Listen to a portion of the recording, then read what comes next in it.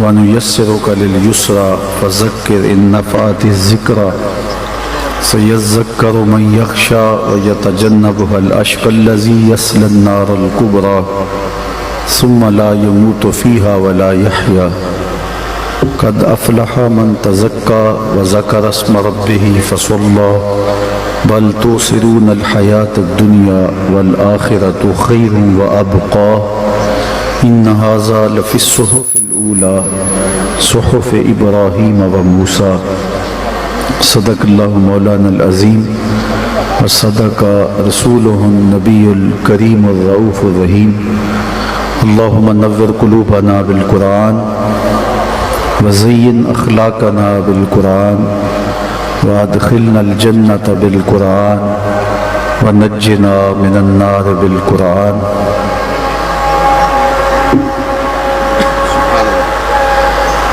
اللہ اکبر اللہ اکبر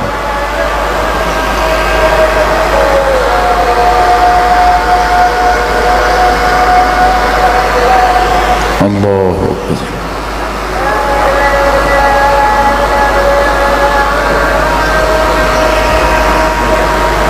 اشہد ان لا الہ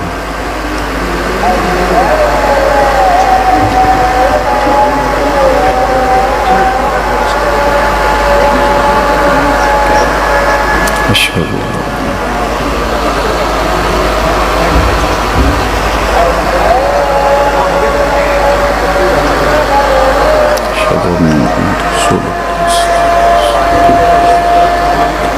بالسمع والبصر صلی اللہ علیہ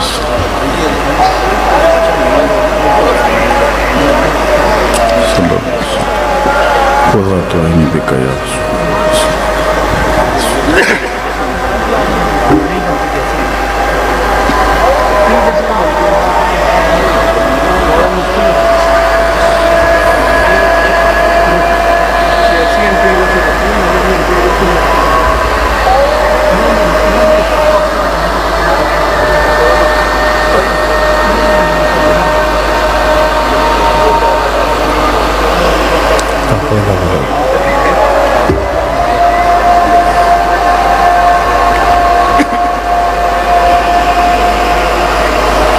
لا حول ولا قوة إلا بالله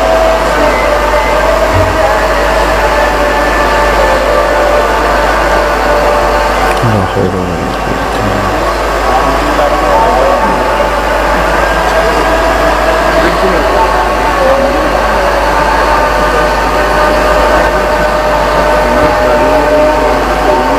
الله أكبر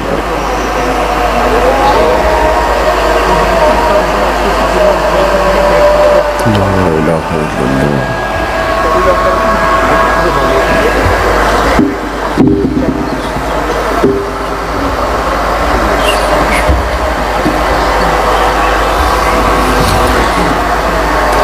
تمام حمد و ثنا تعریف و توصیف اللہ جل مجدہ الکریم کی ذات و برکات کے لیے جو خالق کائنات بھی ہے اور مالک شاشہات بھی۔ اللہ جل وعلا کی حمد و ثنا کے بعد رسول رحمت شفیع معظم نبی محتشم حضور ختم المرتبت صلی اللہ علیہ وآلہ وسلم کے حضور ناز میں اپنی عقیدتوں، ارادتوں اور محبتوں کا خراج پیش کرنے کے بعد واجب الاحترام ذوی الاحتشام عالی مرتبت علماء کرام، حضرات سامعین، السلام علیکم ورحمۃ اللہ وبرکاتہ۔ جیسا کہ آپ سب کو معلوم ہے کہ پچھلی نشست میں جو درس قرآن کی آپ کے یہاں گرین لینڈ میرج ہال میں ہی منعقد ہوئی، اس میں نے کہا تھا کہ آئندہ جب حاضری ہوگی تو قرآن مجید کی کسی صورت پر باقاعدہ درس قرآن دیا جائے گا۔ آج میں نے آپ کے سامنے سورۃ الاعلیٰ کی تلاوت کرنے کا شرف پایا ہے، اور تھوڑے وقت کے لیے آپ کی توجہ مجھے درکار ہوگی۔ اللہ میری زبان پر کلمۃ الحق جاری فرمائے۔ آپ پوری توجہ کے ساتھ پورے انہماک کے ساتھ اپنی تمام تر سماعتیں میری جانب مبذول رکھیں گے تو میرا خیال ہے کہ بات سمجھنے اور سمجھانے کا اچھا ماحول میسر آئے گا۔ آج تھوڑا سا میرا اور آپ کا فاصلہ بہت زیادہ ڈال دیا گیا اور اسٹیج بہت اونچا رکھا گیا، تو اس سے ذرا ابلاغ تھوڑا مجھے مشکل لگتا ہے، چونکہ میرا اس طرح کا مزاج نہیں ہے۔ اور پھر جس طرح آپ نے نعرے لگائے اور جس جوش و جذبے کا اظہار کیا، اللہ قبول کرے، لیکن میں جب آؤں تو خاموشی سے بیٹھے رہا کریں اور خاموشی سے سنیں، اس لیے کہ یہ کلچر بہرحال ہمارے درس قرآن کا نہیں ہے۔ اور جب بھی کوئی شخص آئے تو میرا خیال ہے اگر نعت شریف چل رہی ہو یا تلاوت کلام مجید ہو رہی ہو تو رضا ثاقب بہت بڑا ہوگا، لیکن رسول اللہ کے ذکر سے بڑا نہیں ہے۔ حضور علیہ السلام کے نام کی اپنی عظمت ہے، تو نعت خوانی کا تسلسل برقرار رہنا چاہیے۔ اور ویسے بھی میں تو کمزور آدمی ہوں اور میں ہمیشہ اس بات سے ڈرتا رہتا ہوں کہ کبھی نفس کی چالوں کا شکار نہ ہو جاؤں، چونکہ یہ بہت باریک چالیں ہیں۔ حضرت بایزید بسطامی کہتے ہیں کہ میں نے ایک دن اپنے نفس سے کہا کہ میں تجھے غذا بھی نہیں دیتا اور پھر بھی تو اتنا موٹا تازہ ہے، تو میرا نفس مجھ سے کہنے لگا بایزید جب تم بازار میں جاتے ہو تو لوگ انگلیاں اٹھا اٹھا کے کہتے ہیں وہ بایزید جا رہا ہے، تو میری غذا مجھے مل جاتی ہے۔ تو اس کی بہت باریک چالیں ہیں، اسی لیے میرے اور آپ کے آقا و مولا نے فرما دیا کہ جو یہ چاہے کہ لوگ میرے لیے کھڑے ہوں وہ اپنا ٹھکانہ جہنم میں تلاش کرے۔ از خود آپ کسی کے لیے کھڑے ہو جائیں اور وہ نہ چاہے تو اس کا قصور نہیں ہے، لیکن اگر لوگ استقبال کے لیے کھڑے نہ ہوں تو طبیعت میں گھٹن آئے کہ انہوں نے میری عزت نہیں کی، میری تکریم نہیں کی، تو یہ سوائے نفس کی چال کے اور کچھ نہیں ہو سکتا ہے۔ تو جو سالے لوگ ہیں ان کو تو کوئی فرق نہیں پڑتا، لیکن میں بہت کمزور آدمی ہوں، اس لیے پورے ملک کے اندر درس قرآن کا جہاں سلسلہ ہوتا ہے ایسے ہی ہزاروں لوگ جمع ہوتے ہیں، تو یہی طریقہ کار ہے کہ چپکے سے آ کے بیٹھ جانا اور درس قرآن کا آغاز کر دینا۔ اب جو بقیہ نشست ہے درس قرآن کی، اس میں مجھے آپ سے یہ توقع ہوگی کہ آپ پوری توجہ سے پورے انہماک سے میری گفتگو کو سنیں گے۔ ہو سکتا ہے کہ میرے اور آپ کے لیے اس کے اندر چھپی ہوئی ہدایت زندگی کو بدلنے کا سبب اور ذریعہ بنے۔ سورۃ الاعلیٰ قرآن مجید کی وہ بابرکت صورت ہے جس کا آغاز اللہ کی تسبیح بولنے کے حکم نامے سے کیا گیا۔ سبح اسم ربک العالی الذی خلق، اپنے رب کے نام کی تسبیح بولیے جو اعلیٰ ہے اور وہ بابرکت ذات جس نے تخلیق کیا۔ ہمیں اللہ کی پاکیزگی بولنے کا حکم دیا گیا ہے، اور تسبیح کا معنی ہے تنزیہہ عن کل سوء، ہر نقص اور ہر کمزوری سے، ہر عیب اور ہر کجی سے اللہ کو پاک ماننا اور اس کو پاک قرار دینا۔ تو جب ہم کہتے ہیں سبحان ربی العالی تو ہم یہ اعلان کر رہے ہوتے ہیں کہ مالک تو پاک ہے، اپنی ذات میں، اپنی صفات میں، اپنے کمالات میں، اور کسی قسم کی کوئی کمی، کجی، نقص اور کمزوری تیرے بابرکت وجود میں نہیں ہے۔ جب یہ صورت نازل ہوئی تو اللہ کے محبوب علیہ السلام نے صحابہ سے فرمایا کہ اسے اپنے سجدوں کی تسبیح بنا لو۔ تو یہ جو ہم سجدوں میں سبحان ربی الاعلیٰ پڑھتے ہیں، یہ اسی سورت کی پہلی آیت سے ماخوذ ہے۔ سبح اسم ربک الاعلیٰ سے سبحان ربی الاعلیٰ ماخوذ ہے۔ تو گویا ہم پیشانی سجدے میں رکھ کے اللہ کی تسبیح بولتے ہیں، اس کی پاکی کا اقرار کرتے ہیں۔ دو چیزیں ہم یہاں اس کے حضور عرض کرتے ہیں کہ ایک تو اس کی صفت رب اور ایک اس کی صفت اعلیٰ کا اقرار کرتے ہیں، اور پھر ساتھ ان دو صفتوں کے ساتھ اس کی تسبیح اور اس کی پاکی بولتے ہیں کہ میرا رب بھی تو ہے اور سب سے اعلیٰ بھی تو ہے۔ اور یہ جب ہم بیان کر رہے ہوتے ہیں اس وقت ہم عجز کے انتہائی مقام میں ہوتے ہیں۔ اقصی غایت التذلل والخشوع، سب سے زیادہ انسان کے لیے عجز کا مقام سجدہ ہے۔ انسان کے اشرف اعضاء اس کے سر میں ہیں، بولنے کی قوت زبان اس کے سر میں ہے، دیکھنے کی قوت آنکھیں اس کے سر میں ہیں، سوچنے کی قوت دماغ اس کے سر میں ہے، سونگھنے کی قوت ناک اس کے سر میں ہے، بولنے کی قوت زبان اس کے سر میں ہے۔ تو ساری قوتیں اس کے سر میں ہیں، اشرف اعضاء اس کے سر میں ہیں، اور سر مالک کے در پہ ہے، اور زبان سے کیا کہہ رہے ہیں؟ سبحان ربی الاعلیٰ۔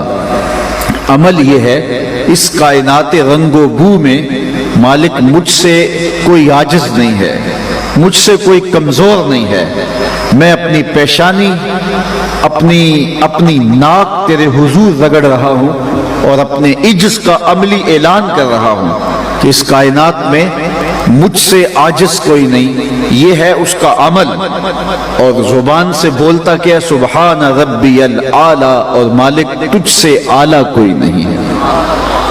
اگر سجدے کی حقیقت کو کوئی سمجھ لے تو پھر سجدے سے سر اٹھا کر کے اکڑ اکڑ کے چل نہیں سکتا۔ یہ تکبر کے خاتمے کی علامت ہے کہ جب بندہ سجدے میں سر رکھ کے یہ کہہ لیتا ہے، اس بات کا اقرار کر لیتا ہے سبحان ربی الاعلیٰ، تو پھر کوئی اکڑنے کی گنجائش ہی باقی نہیں رہتی۔ یہ چیز تکبر کو توڑ دیتی ہے، رعونت کا سر کچل دیتی ہے یہ چیز، جب پیشانی سجدے میں رکھ کر کے وہ کہتا ہے سبحان ربی الاعلیٰ۔ لیکن جس طرح ہم مسجد سے ٹوپی اٹھاتے ہیں، سر پہ پہنتے ہیں، نماز پڑھتے ہیں، اور مسجد سے باہر نکلنے سے قبل ٹوپی اتار کے مسجد میں چھوڑ آتے ہیں، شاید ہم نماز بھی مسجد میں چھوڑ آتے ہیں۔ ہم بازار میں اور طرح کے مسلمان ہوتے ہیں، مسجد میں اور طرح کے مسلمان ہوتے ہیں، دکان پہ اور طرح کے مسلمان ہوتے ہیں، مسجد میں اور طرح کے مسلمان ہوتے ہیں، جنازے میں اور طرح کے مسلمان ہوتے ہیں، شادی کے موقع پر اور طرح کے مسلمان ہوتے ہیں۔ ہمارے رویے بڑے عجیب ہیں۔ فرمایا فویل للمصلین الذین هم عن صلاتهم ساہون، سو خرابی ہے ان نمازیوں کے لیے جو اپنی نماز سے آگاہ نہیں ہیں۔ ان کی نماز نے انہیں سبق کیا دیا، ان کی نماز نے انہیں پڑھایا کیا؟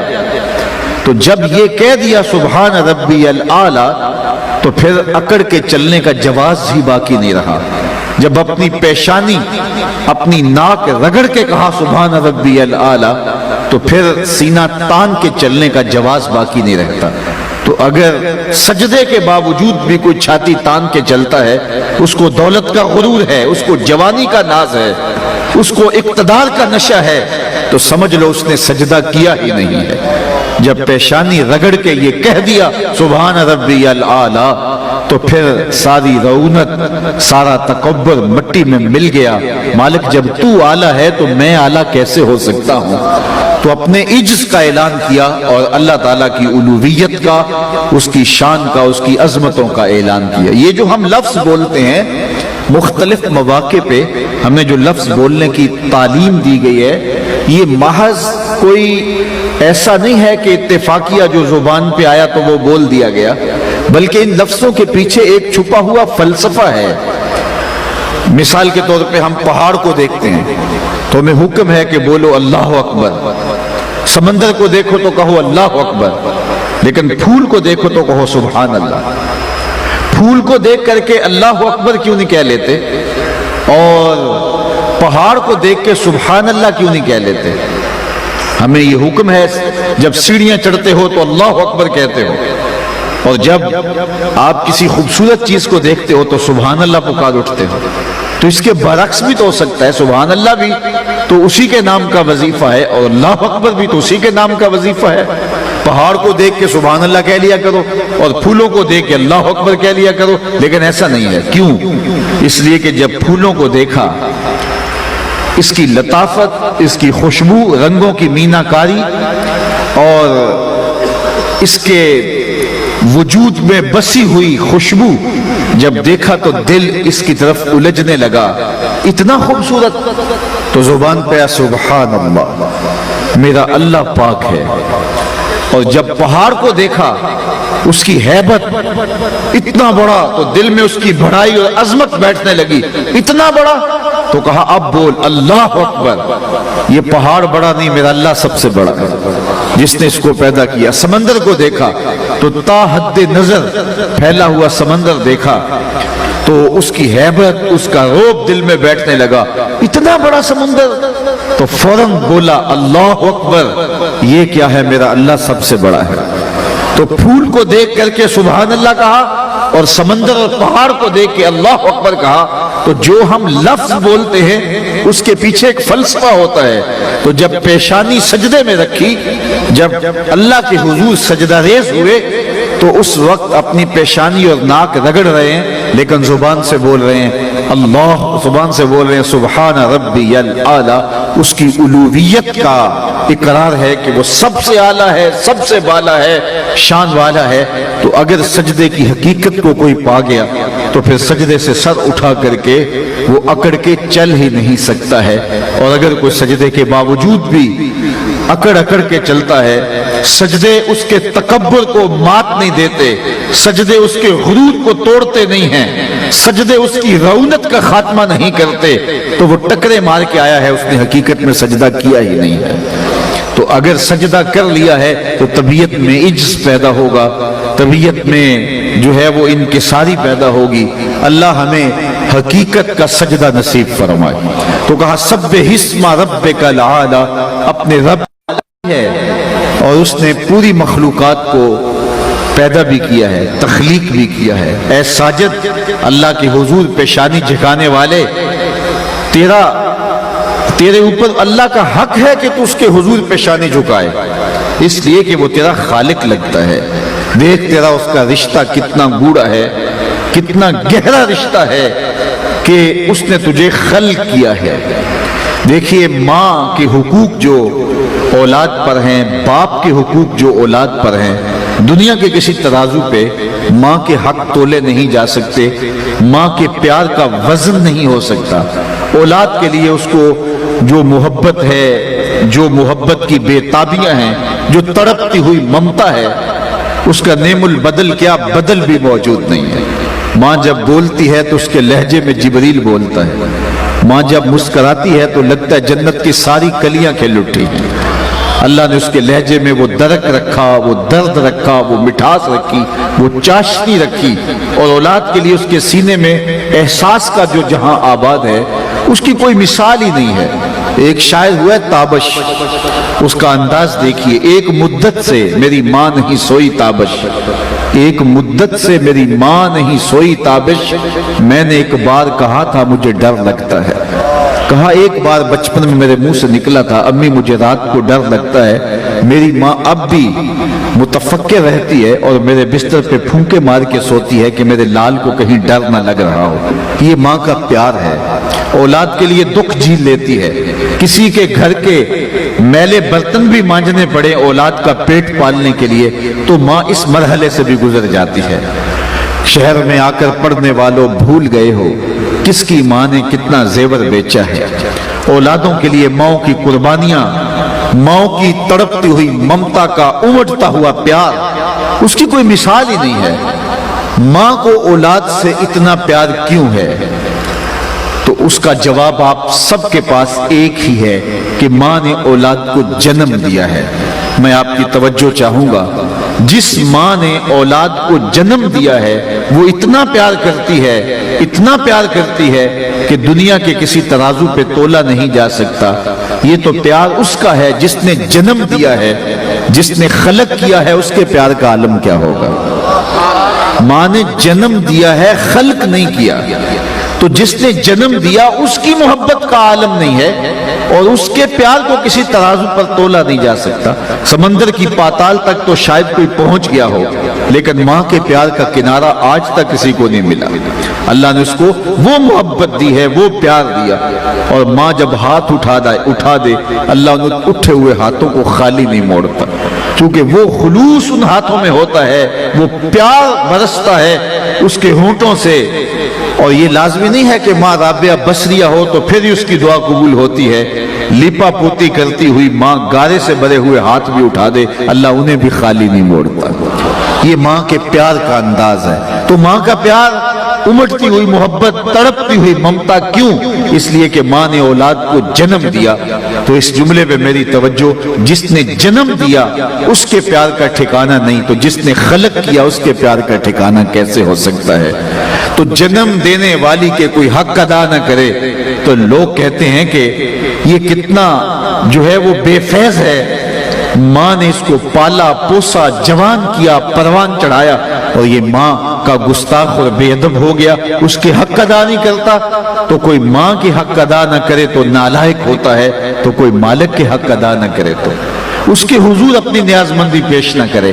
तो कहा कि तू जो उसकी तस्बीह बोल रहा है, कोई तू एहसान नहीं कर रहा। फरमाया बल्कि अल्लाह जी खाला का, तू क्यों तस्बीह नहीं उसकी बोलेगा, वो तेरा खालिक लगता है। देख तेरा उसका रिश्ता कितना गूढ़ा है, उसने तुझे पैदा किया। अल्लाह जी खाला का फसव्वा का फादलक फी अय्यि सूरत मा शाअ रक्कबक। एक दूसरे मुकाम पे फरमाया या अय्युहल इंसान मा गर्रका बिरब्बिकल करीम। ऐ इंसान, तुझे करीम रब की दहलीज से किसने वापस कर दिया? वो करीम रब जिसने तुझे पैदा किया, तेरे आज़ा को तवाज़ुन बख्शा, तुझे हुस्न दिया, तुझे जवानी दी, तुझे बोलने का सलीका दिया, तुझे रोशन आंखें दी, धड़कता हुआ दिल दिया, सोचने वाला दिमाग दिया। उसकी नाशुक्री करता है जिसने तुझे इतना नवाजा, इतनी करम नवाजियों का मी तेरे ऊपर मुसलसल बरस रहा है। आज भी एक एक सांस का तू मोहताज है, एक एक सांस के लिए उस मालिक की दहलीज का, तो उसकी दहलीज छोड़ गया है।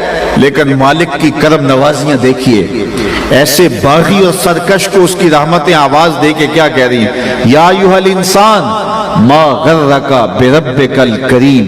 ओ भागने वाले, आजा पलट के, तेरा रब बड़ा ही करीब है। अल्लाह अकबर। मुझे बताओ, कभी भागने वाले को कोई यूं भी आवाज देता है? वो कभी आपने देखा हो कोई नालायक और नकम्मा बच्चा घर छोड़ के भाग गया हो? वो तो किसी होटल में बर्तन मांज करके अपने पेट की आग बुझा रहा होता, लेकिन बाप के हलक से नीचे लुकमा नहीं उतरता। माँ की नींद उड़ जाती है। लोगों से पूछते फिरते हैं कि वो नकम्मा तुम्हें तो नहीं बता के गया।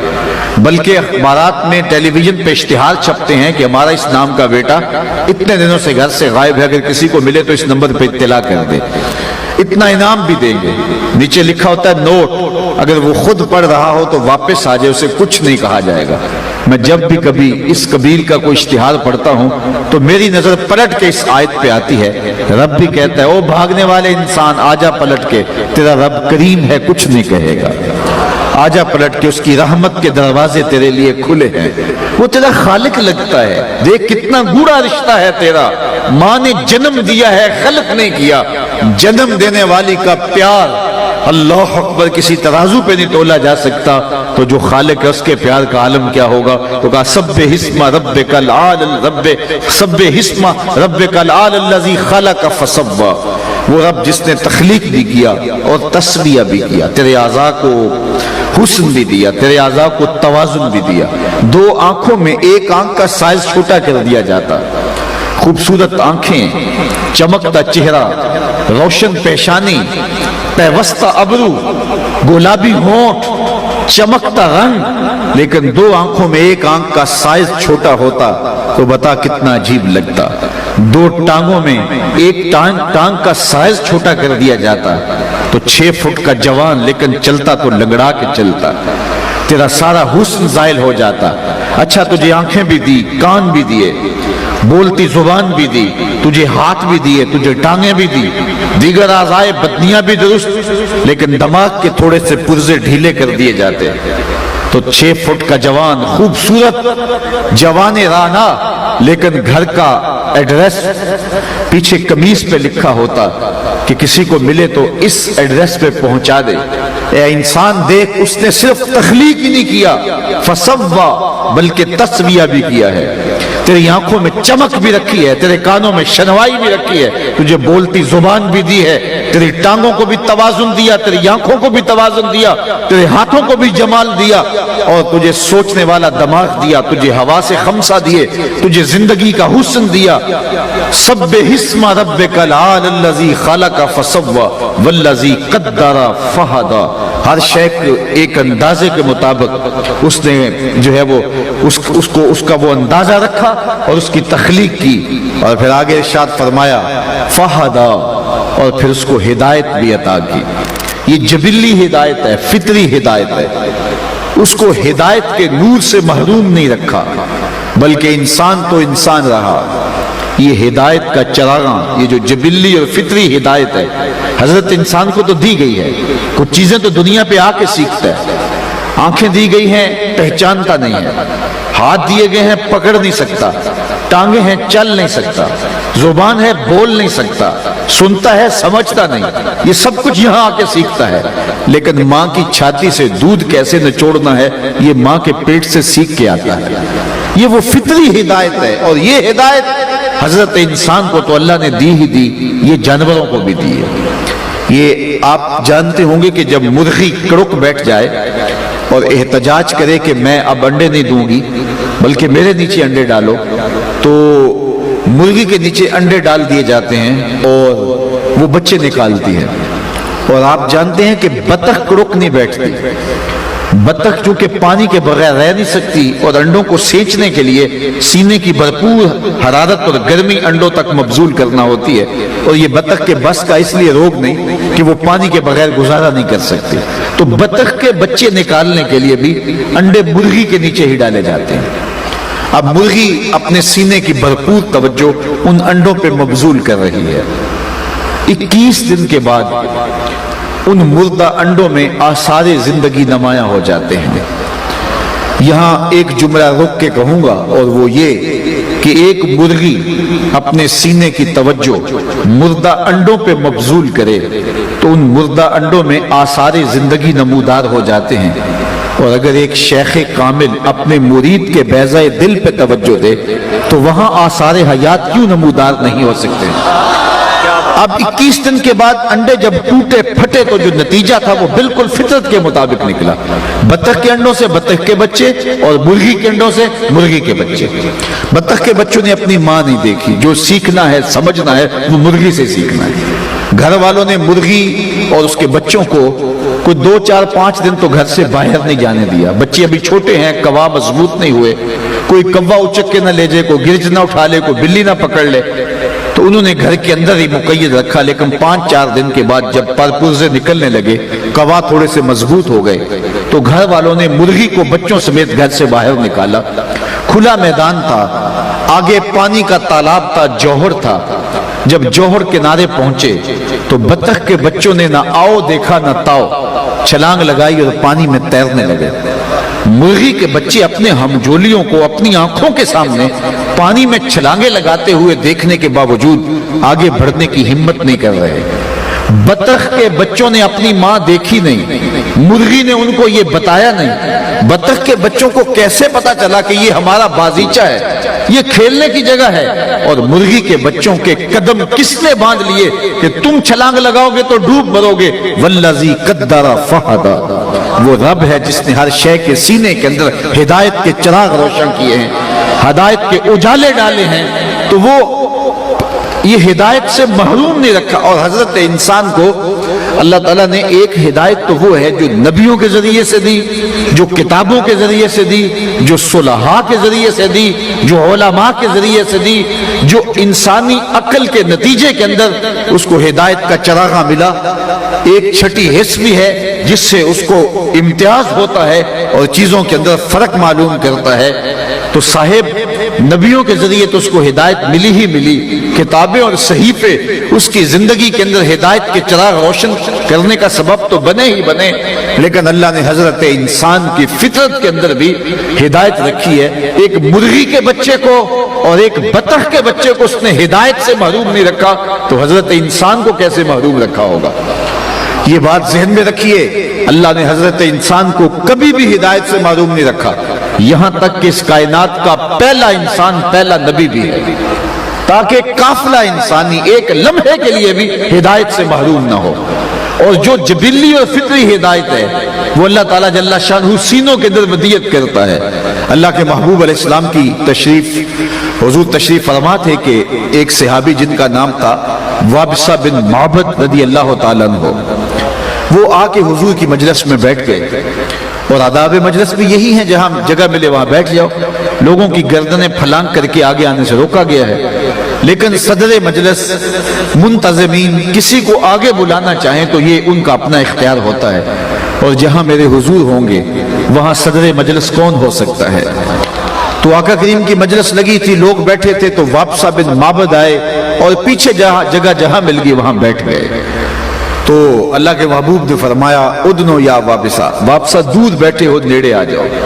تو حضرت وابصہ اٹھے اور چلتے چلتے آگے آ گئے. تو بیٹھ گئے. فرمایا نہیں وابصہ اور قریب آ جاؤ. تو حضرت وابصہ اور زیادہ قریب آ گئے. تو حضور نے فرمایا وابصہ اور زیادہ نیڑے آ جاؤ. حضرت وابصہ کہتے ہیں میں اپنے مقدر پہ قربان جاؤں، میں اتنا قریب ہوا کہ میرے گھٹنے حضور کے گھٹنوں سے چھونے لگے. جب اتنا قریب ہو گیا تو حضور نے مجھے پوچھا وابصہ کوئی سوال پوچھنے آئے ہو؟ میں نے کہا جی حضور میں سوال پوچھنے آیا ہوں. کہا وابصہ جو پوچھنے آئے ہو پوچھو گے یا میں بتاؤں کیا پوچھنے آئے ہو؟ عرض کی حضور اگر آپ بتا دیں پھر تو کمال ہو جائے. ڈٹھے ورق قرآن دے پھول سارے، تیری شان جیا نہیں کوئی ہور ڈٹھا، تیری شان دا کرے مقابلہ جیڑا انہوں عاشقاں اصلی چور ڈٹھا. کوئی نور آکھے کوئی بشر آکھے، پیندہ رات دنے ایہو شور ڈٹھا. اللہ والیاں گل مکا دیتی تساں ہور ڈٹھا اساں ہور ڈٹھا. تم نے حلیمہ کی بکریوں کے پیچھے پیچھے دیکھا ہے، سدرہ پر جبریل کے آگے آگے نہیں دیکھا. اور اقبال کہتا ہے تو نے یوسف کو کنویں میں دیکھا تو کیا دیکھا؟ ارے ناداں جو مطلق تھا مقید کر دیا تو نے. اللہ اکبر. تو کہا وابصہ جو سوال پوچھنے آئے ہو تم خود پوچھو گے یا میں بتاؤں کیا پوچھنے آئے ہو؟ عرض کی حضور اگر آپ بتا دیں پھر تو کمال ہو جائے. فرمایا تم خیر اور شر کے بارے پوچھنے آئے ہو، اچھائی کیا ہوتی ہے برائی کیا ہوتی ہے. یہی سوال تھا؟ جی حضور یہی سوال تھا. کہا اس کا جواب مجھ سے لینا یا اپنے آپ سے لینا ہے؟ عرض کی جواب آتا ہوتا تو سوال ہی کیوں بنتا. تو سنو یہ 3 انگلیاں حضور نے جوڑی، انگوٹھا اور 7 والی انگلی، اور یہ 3 انگلیاں جوڑ کے فضرب علی صدرہ فقال استفت من قلبک. حضور نے ان انگلیوں کو جوڑ کے یوں سینے پہ مارا، دل والی جگہ پہ مار کے کہا یہ اندر ہی مفتی بیٹھا اسے ہی پوچھ لے، یہ بتا دے گا خیر کیا ہے شر کیا ہے. تو فتویٰ اندر سے ملتا ہے. یہ مفتی بتاتا ہے اچھائی کیا ہے یہ برائی کیا ہے. جب دیوار رکھتے ہوئے ہمسائے کے 2 انچ دبانے لگتے ہیں اندر گھنٹیاں بج رہی ہوتی ہیں تم غلط کر رہے ہو. جب رشوت لے رہے ہو میز کے نیچے سے یا اوپر سے اس وقت اندر ضمیر آوازیں دے رہا ہے تم غلط بول رہے ہو. جب بازار میں چلتے ہوئے نظر بھٹکتی ہے، خیال بہکتا ہے اور اپنے گھر میں بہنیں موجود ہوں لیکن پھر بھی نظر کسی کی بہن کو شہوت سے دیکھتی ہے تو اندر ضمیر شور مچاتا ہے کہ تیری پردہ نشین بہنیں بھی تو گھر میں بیٹھی ہوئی ہیں. یہ اندر سے آواز آتی ہے، اندر سے آواز آتی ہے. تو کہا استفت من قلبک، کہا اپنے دل سے پوچھ. تو یہ وہ فطری ہدایت ہے جو اللہ نے ہر انسان کے سینے میں رکھی. والذی قدر فہدی والذی اخرج المرعى، اور وہ اللہ جس نے زمین سے سبز چارہ نکالا. وہ آپ دیکھتے ہیں زمین کے اندر جب بیج ڈال کے اس کے اوپر سہاگا دے کے اور پانی ڈال دیا جاتا ہے اور پھر زمین کے اوپر پپڑی جم جاتی ہے اور وہ اتنی سخت اور ٹھوس ہو جاتی ہے، اگر اپنی انگلی زمین کے اندر دھنسانا چاہیں تو وہ پپڑی مزاحم ہوتی ہے، لیکن اسی کا کلیجہ چیر کے جب ننھی کونپل باہر نکلتی ہے اور وہ اتنی گداز اور نرم ہوتی ہے، اگر اس کو آپ اپنے پپوٹوں سے چھوئیں، اپنے ہاتھوں سے چھوئیں تو آپ کے ہاتھوں کے لمس سے وہ مرجھا جائے۔ یار جہاں آپ کی انگلی داخل نہیں ہو رہی وہاں سے وہ ننھی کونپل باہر کیسے آئی؟ کہا خود نہیں آئی، کسی نکالنے والے نے نکالی۔ والذی اخرج المرعى فجعلہ غثاء احوا، پھر اس کو جو ہے وہ کر دیا خشک اور سیاہ کر دیا۔ پہلے وہ سبز چارہ تھا، اس میں نمی تھی، پھر مرور وقت کے ساتھ اس کی نمی ختم ہو گئی، اس کے اندر کی جو سرخی، اس کے اندر جو سبزی تھی وہ بھی ختم ہو گئی اور وہ سیاہ ہو گیا۔ سردیوں کے موسم کے لیے کسانوں نے اسے محفوظ کر لیا، لیکن جب کسان اس کو نکال کر کے جو ہے وہ برسات کے موسم میں اس توڑی کو، اس چارے کو جانوروں کے سامنے رکھتے ہیں اور وہ خشک چارہ کھاتے ہیں تو پھر بھی تازہ دودھ دیتے ہیں، تو اس توڑی کے کھانے سے تازہ دودھ کہاں سے آیا؟ کہا یہ خود نہیں آیا، یہ کسی نے اس کے اندر پیدا کیا ہے، تو وہ رب ہے۔ یہ ساری باتیں بیان کرنے کے بعد جو مرغی کے بچے کو ہدایت دے سکتا ہے، جو بطخ کے بچے کو تیرنے کا سلیقہ دے سکتا ہے، جو انسان کے سینے میں ہدایت کا چراغ رکھ سکتا ہے، جو نرم اور گداز کونپل زمین کے کلیچے سے نکال سکتا ہے، تو کیا اپنے نبی کو وہ محروم رکھے گا؟ کہا سنقرئک فلا تنسى الا ما شاء اللہ۔ اے محبوب، جس رب نے کونپلوں کو زمین کی کوکھ سے نکالا، جس رب نے جانوروں کے بچوں کو بھی ہدایت کا چراغاں دیا، جس نے جو ہے وہ نوخیز بچے کو ماں کی چھاتی سے دودھ نکالنے کا سلیقہ دیا، وہ رب آپ کو بھی ایسا پڑھائے گا کہ آپ بھول نہیں سکیں گے۔ اللہ صاحب خازن نے لکھا ہے یہ استثناء واقعی نہیں ہوا، یہ ایسا کبھی ہوا ہی نہیں کہ حضور نے جو پڑھ لیا ہو وہ بھول گئے ہوں۔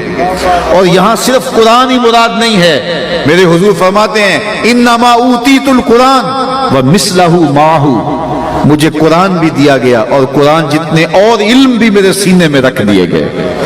فرمایا قرب قیامت میں ایک موٹے پیٹ والا شخص پلنگ پہ بیٹھ کے کہے گا کہ میاں حلال وہی ہے جو اللہ حلال کرے، حرام وہی ہے جو اللہ حرام کرے۔ حضور فرماتے ہیں کہ سن لو، جس کو میں حلال قرار دے دوں وہ ایسا ہی ہے جس طرح اللہ حلال کرے، اور جس کو میں حرام قرار دے دوں وہ ایسا ہی ہے جس کو اللہ حرام قرار دے دے۔ تو یہ اللہ نے اپنے محبوب کو شان دی، علم دیا۔ سنقرئک فلا تنسى الا ما شاء اللہ انہ یعلم الجہر وما یخفی۔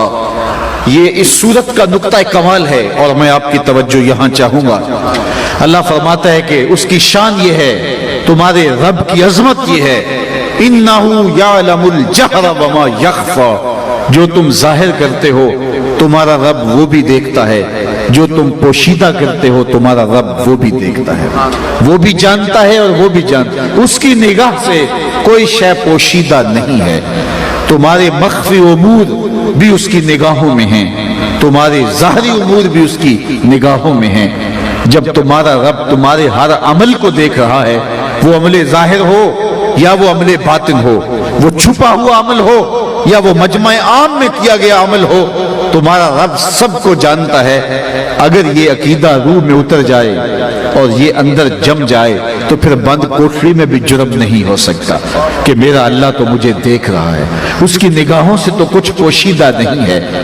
آپ دیکھتے نہیں ہیں کہ جب عقیدہ روح کی ایک ایک پرت میں اترا ہوا تھا تو سارے دروازے بند کر کے بت کے اوپر موٹا کپڑا ڈال کے زلیخا بولتی ہے تلک یوسف اب تو آ جاؤ نا، اب تو کوئی نہیں دیکھ رہا۔ تو یہ عقیدہ تھا جس نے روشنی دی، اور حضرت یوسف پیغمبر بولے قال معاذ اللہ، کہا میں اللہ کی پناہ میں آتا ہوں، تو دروازے بند کر کے لوگوں کی نظروں سے چھپ گئی اور اس پتھر کے بنے ہوئے مادو سے بھی حیا کرتی ہے جس کی بے دور آنکھیں نہیں دیکھتی، لیکن پھر بھی اس کے اوپر تو نے کپڑا ڈال لیا اور اس سے بھی شرم کرتی ہے۔ تو میں اپنے اس رب سے حیا کیوں نہ کروں جو ساتویں کوٹری میں دیکھ رہا ہے۔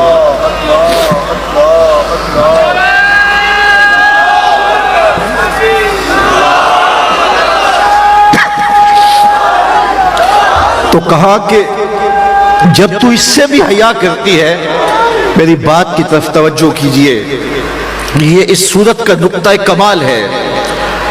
اس صورت میں جو مضمون باندھا گیا، اب یہاں آ کر کے یہ نقطہ عروج ہے، اس کو سمجھنے کی ضرورت ہے، اور یہ ہماری زندگی میں داخل ہو جائے تو ہماری زندگی منظم ہو جائے گی، ہماری نسلیں منظم ہو جائیں گی۔ آج باپ یہ سمجھتا ہے کہ میں نے دروازے مکفل کر دیے ہیں، میرے گھر کی چار دیواری بہت اونچی ہے، میری بیٹیاں بھی محفوظ ہیں، میرے بیٹے بھی محفوظ ہیں، لیکن وہ نہیں سمجھتا کہ شیطان بیٹی اور بیٹے کے بستر میں گھسا ہوا ہے۔ یہ سوشل میڈیا کی قیامت نے زندگی کے تقدس کو چھین لیا ہے، اور بند کمرے کے اندر آنکھوں کا حیا رخصت ہو گیا، آنکھوں کی شرم اڑ گئی۔ حضرت یوسف علیہ السلام کا عمل دیکھیے، جب ساتوں دروازے مکفل ہو گئے اور بت کے اوپر بھی زلیخا پردہ ڈال کر کے بولتی ہے تلک یوسف اب تو آ جاؤ نا، اب تو کوئی نہیں دیکھ رہا۔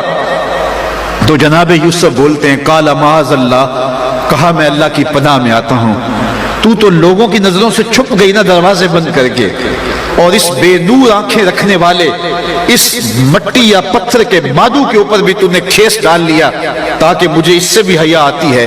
کہا تو چھپ گئی ہے، میں اس خدا سے کیسے چھپوں جو ساتویں کوٹھڑی میں بھی دیکھ رہا ہے۔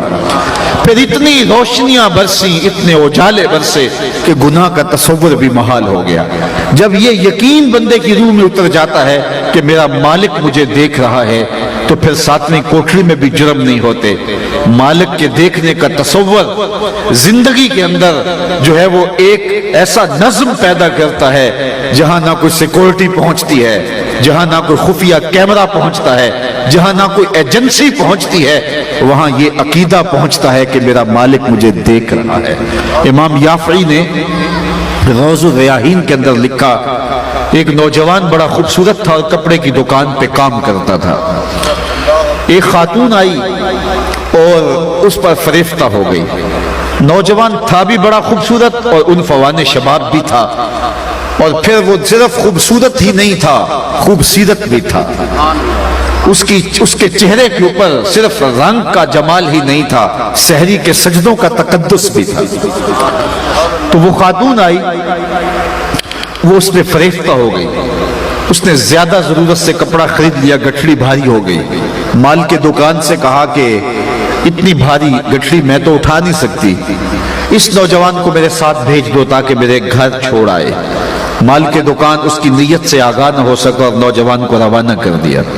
جب گھر پہنچتے ہیں تو اس نے کہا کہ یہ میرے اس کمرے کے اندر سامان رکھ دو۔ وہ اندر داخل ہوا تو اس نے دروازہ بند کر دیا، حیا سوز لباس بھی اتار پھینکا، اور اس نوجوان کو دعوت گناہ دینے لگے، اور وہ بار بار یہی کہتا تھا میرا اللہ مجھے دیکھ رہا ہے، میرا اللہ مجھے دیکھ رہا ہے، میرا اللہ مجھے دیکھ رہا ہے۔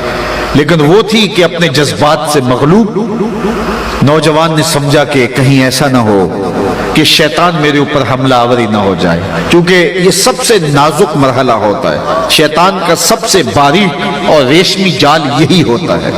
حضرت سعید بن المسیب جلیل القدر تابعی ہیں، آنکھوں سے نابینے تھے، 80 سال کی عمر تھی، اور موت و زندگی کی کشمکش میں ہیں۔ کوئی شخص گیا حال پوچھنے کے لیے، کہا حضرت کیسے حال ہیں؟ کہا اللہ کا شکر ہے، شیطان جس روپ کے اندر بھی آ کر میرے اوپر حملہ آور ہو، میں اس کا مقابلہ کرنے کی طاقت رکھتا ہوں، اللہ نے مجھے باطن کا اتنا نور دیا ہے۔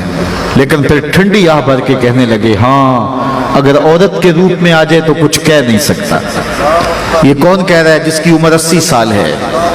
یہ کون کہہ رہا ہے جو بڑھاپے کی عمر میں، آنکھوں میں روشنی نہیں ہے، زندگی اور موت کی کشمکش میں ہے اور تابع رسول ہے؟ اور یہاں ہٹا کٹا پیر کہتا ہے کہ بے پردہ عورتیں میری ٹانگیں دبائیں تو مجھے کوئی فرق نہیں پڑتا، میرا باطن اتنا ستھرا، جھوٹ بولتا ہے۔ نگہ باں بن کے جو اہل چمن کی آبرو لوٹے، چمن والو عقیدت چھوڑ دو ایسے نگہ باں کی۔ شریعت کے ضابطے ہیں، شریعت کی اقدار ہیں، تو یہ بڑا نازک اور حساس جال ہوتا۔ اس نوجوان نے سوچا کہیں ایسا نہ ہو کہ شیطان میری زندگی کی ساری کمائی لوٹ لے۔ یار گھر بناتے بناتے जिंदगियां गुजर जाती हैं और डाकू आते हैं 2 मिनट में सफाया कर देते हैं। जिंदगी के तकद्दुस को कायम करते करते कितने तकवे, कितनी एहतियाते, कितनी नजरों की हयाएं और कितने मराहल से गुजरना पड़ता है। और जब जवानी लुटती है तो 2 घड़ियां भी नहीं लगती। उस नौजवान ने सोचा मेरी कमाई ना लुट जाए, मेरी जिंदगी बर्बाद ना हो जाए। तो जब उसको कोई रास्ता फरार का नहीं मिल रहा था तो उसने उस औरत को कहा, अगर दरवाजा खोल दिया। अल्लाह अकबर। वो नौजवान घर से बाहर निकल रहा था और दिल ही दिल में शुक्र अदा कर रहा था, मालिक मेरा तन तो गंदा हो गया, मन तो सुथरा रहा। कायनात का सबसे हसीन चेहरा वो होता है जो जिनसी कालक से महफूज हो। अगर जिनसी कालक लगी तो कुछ नहीं बाकी बचेगा। दिल काला हो गया तो कुछ बाकी नहीं बचेगा।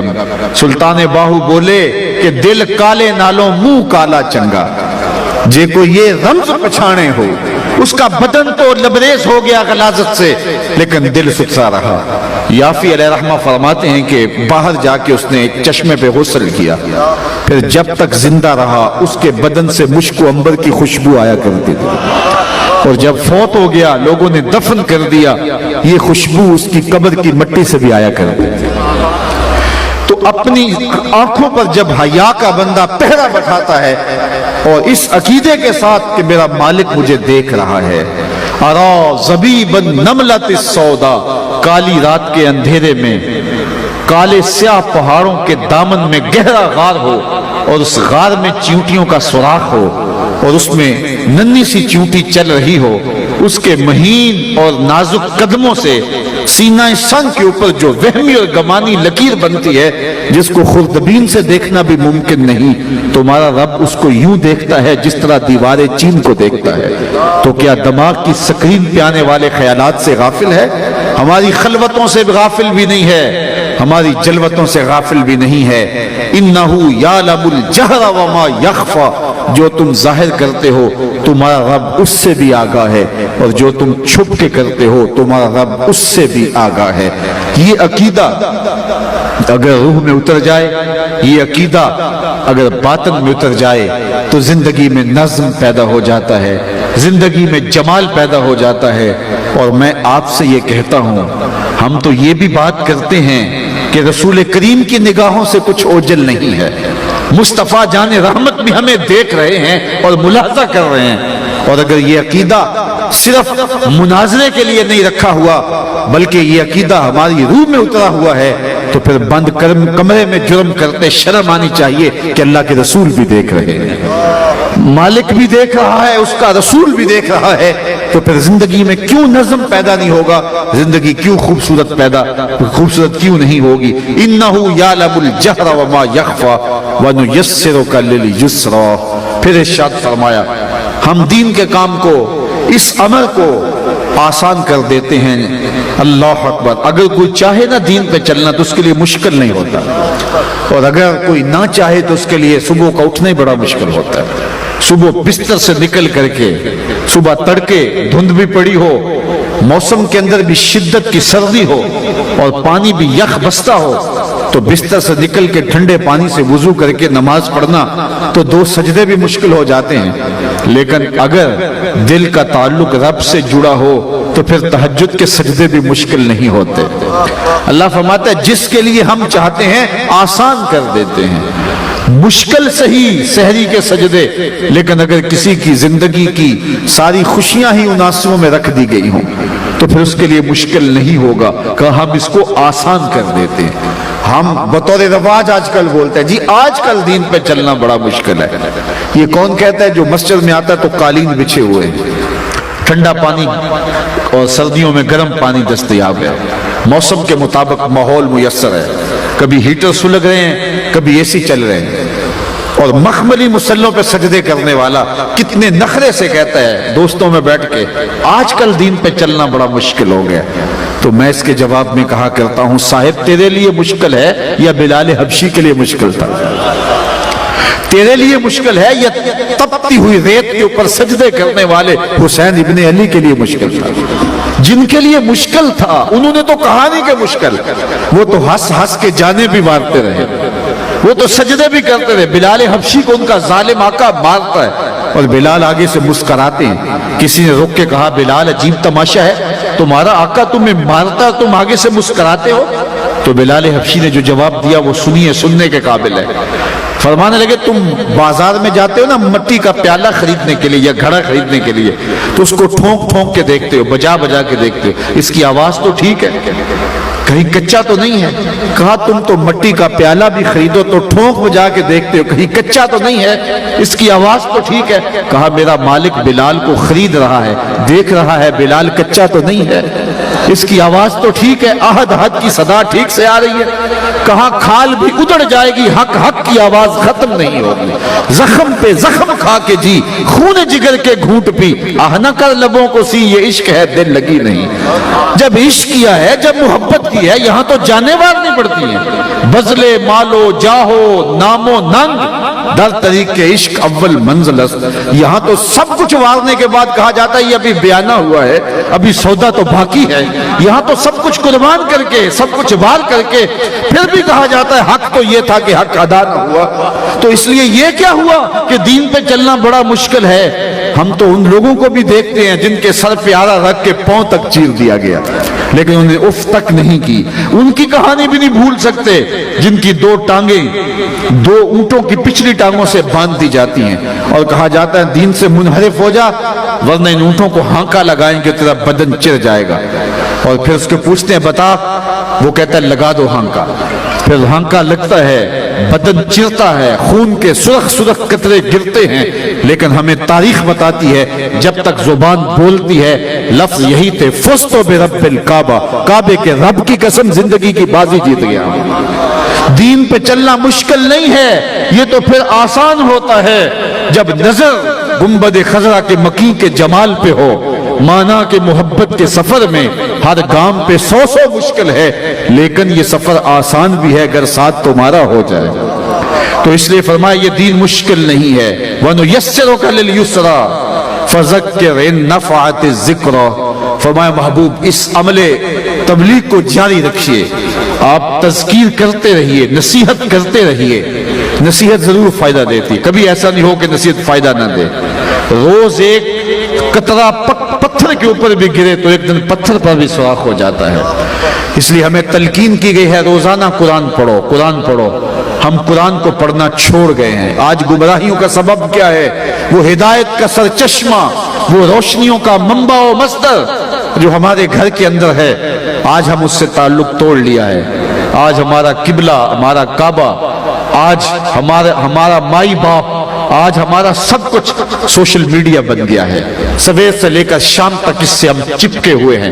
رات کی تنہائیوں میں نوجوان کی زندگی کے قیمتی لمحے برباد ہو رہے ہیں۔ یہ پتا چلے گا جب یہ بڑھاپے میں پہنچے گا کس نے اپنے وقت کو کیسے برباد کیا اور اپنی سانسوں کو کیسے ضائع کیا، اور آخرت کے اندر اس کا حساب الگ دینے والا ہے۔ آپ جانتے ہیں قیامت کے دن زبان بند ہوں گی، ہاتھ بولیں گے۔ جس کے ہاتھ ہر وقت، جس کی ٹپس ہر وقت جو ہے وہ گندگی اور غلاظت دیکھتی رہیں، اس کی انگلیاں بولیں گی تو پھر وہ کتنا شرمسار ہوگا، کتنا شرمندہ ہوگا۔ یہ مختصر زندگی مالک کی دہلیز پہ لے آؤ، مالک کی چوکھٹ پہ لے آؤ۔ کہا مشکل نہیں ہے، یہ آسان ہے۔ آپ تبلیغ کا کام جاری رکھیں تو اس کا نتیجہ کیا ہوگا؟ ایک دن فرمایا کہ یہ بات اثر انداز ہوگی۔ روزانہ میں آپ کو کہتا ہوں 2 رکوع قرآن مجید کے اپنی زندگی میں شامل کرو۔ صبح کا آغاز قرآن مجید کی تلاوت سے کرو، اور اگر ہو سکے تو راتوں کی تنہائیوں میں کبھی قرآن پڑھا کرو۔ لوگ کہتے ہیں جی وہ فلاں خبر میں نے سنی، تو میاں آپ نے کیسے سنی؟ کہا رات نیند نہیں آ رہی تھی، میں چینل کھول کے بیٹھ گیا۔ میں نے کہا کاش نیند نہیں آ رہی تھی، قرآن کھول کے بیٹھ جاتے۔ میرے حضور نے فرمایا کہ راتوں کی تنہائیوں میں اٹھ کے قرآن پڑھو اور قرآن پڑھتے ہوئے رویا کرو۔ پھر فرمایا فَإِن لَمْ تَبْكُوا فَتَبَاكُوا، اگر رونا نہ آئے تو رونے کی کوشش کیا کرو۔ حضرت داتا گنج بخش علی حجویری علیہ رحمہ سے ایک مرید نے پوچھا حضرت اگر رونے کی کوشش کریں پھر بھی رونا نہ آئے؟ فرمایا پھر اپنے مقدر پہ رویا کرو۔ اتنے سنگ دل ہو گئے ہو کہ رونا چاہتے بھی ہو تمہاری آنکھیں آنسوں کا خراج نہیں دیتی ہیں۔ تو کتاب اللہ سے اپنے تعلق کو مضبوط کرو اور روزانہ 2 رکوع قرآن مجید کے اپنی زندگی میں شامل کر لو۔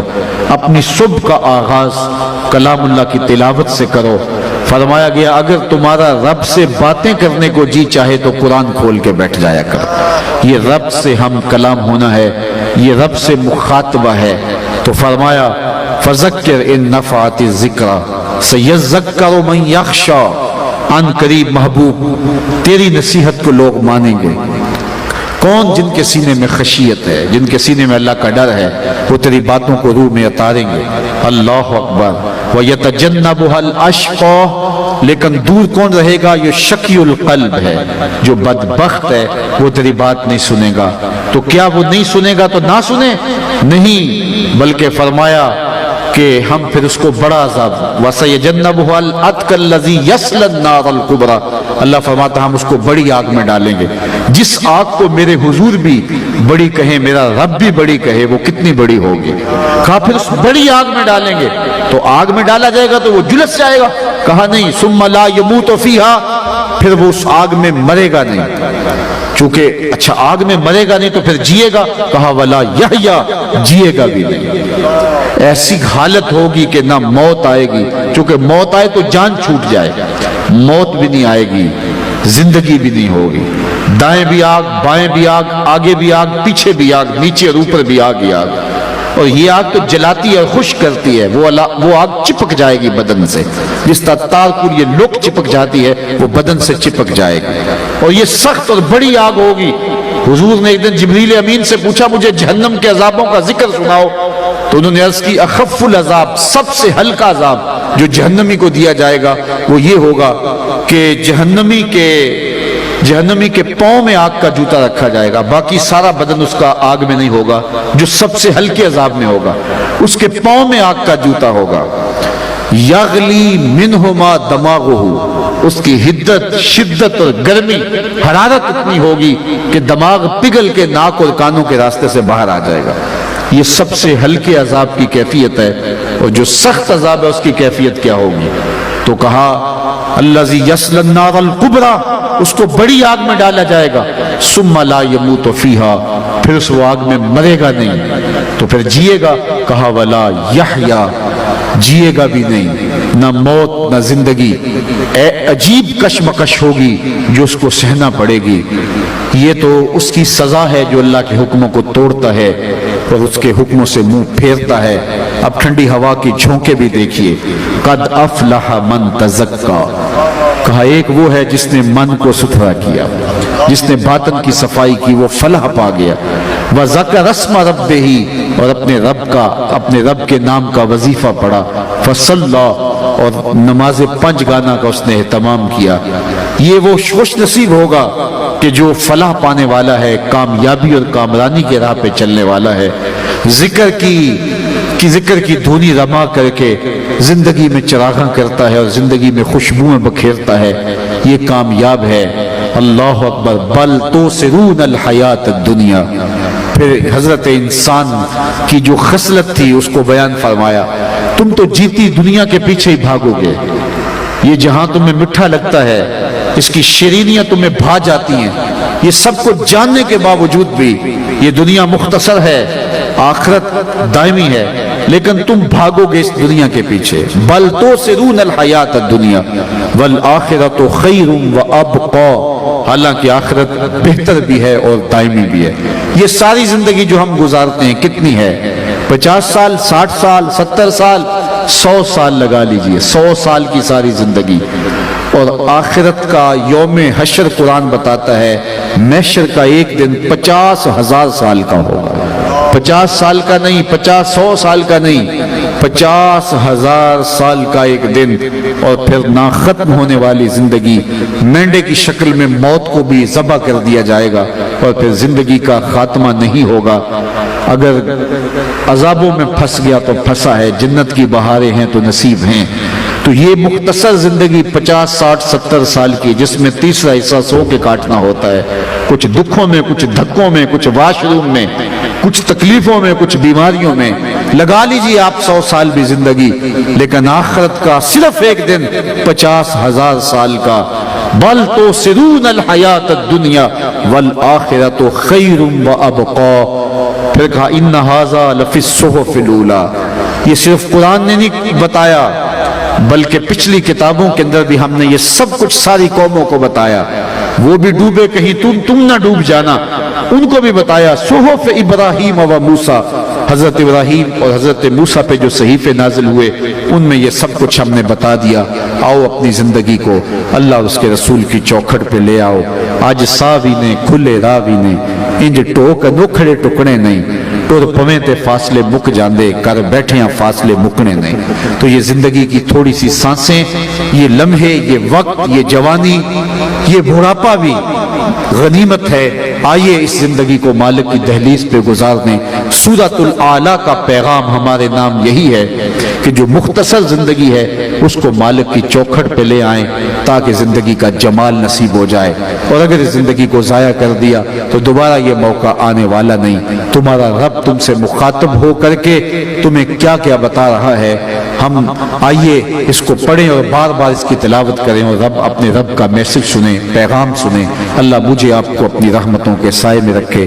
وآخر دعوانا ان الحمدللہ رب العالمین، الحمدللہ رب العالمین۔